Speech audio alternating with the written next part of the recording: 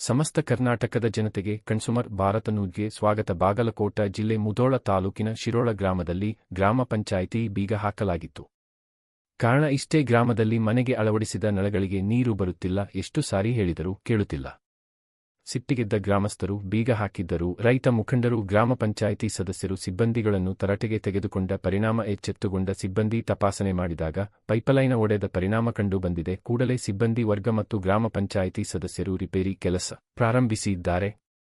ಇನ್ನು ಮುಂದೆ ಇಂತಹ ಅಡೆತಡೆಗಳು ಮರುಕಳುಹಿಸಬಾರದೆಂದು ವಾಟರ್ ಮ್ಯಾನ್ ಸಿಬ್ಬಂದಿಗೆ ಎಚ್ಚರಿಕೆ ನೀಡಿದ ಗ್ರಾಮ ಪಂಚಾಯಿತಿ ಸದಸ್ಯರು ಮತ್ತು ಅಧ್ಯಕ್ಷರು. ಈ ಸಂದರ್ಭದಲ್ಲಿ ಮೊಹಮ್ಮದ ನದಾಪ, ಮುತ್ತಪ್ಪ ಪಿಚೇಲಿ, ರಾಮಣ್ಣ ಸಾವಂತ್ರಿ, ಚಂದ್ರು ಖಡಕೋಳ, ಚಂದ್ರಶೇಖರ ಸಂಗನ್ನವರ, ಬಸವಂತ ಕಾಂಬಳೆ, ಯಲ್ಲಪ್ಪ ತಳಗೇರಿ ಉಪಸ್ಥಿತರಿದ್ದರು. ಕನ್ಸುಮರ ಭಾರತ ನ್ಯೂಸ್, ಬಾಗಲಕೋಟ.